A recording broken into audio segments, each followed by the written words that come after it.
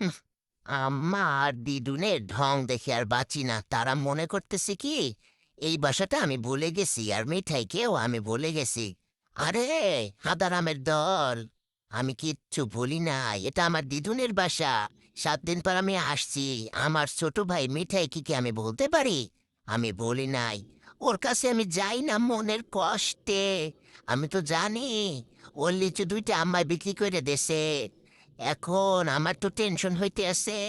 ওই বাসায় মালাইটারে ফালাই আসছি। মালাই লিচু 2টা না জানি কখন আম্মু আবার বেচে দেয়।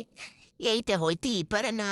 আমার লিচু বেচছে, মিঠাই লিচু বেচছে, এখন মালাই লিচু বেচলে এত টাকা ভাইয়া আমায় মনে হয় ফ্ল্যাট নেবে গুলশানে।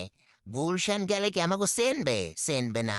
তখন কি হইবে আমি এই টেনশনেই দিশা পাইতে আসি না। না, আমি আসলে ভুলি নাই, আমি কিছুই ভুলি নাই। শিগগিরই আমাকে মারার কাছে যেতে হবে, ওকে আমার বাঁচাতে হবে এদের এই পরিকল্পনা থেকে।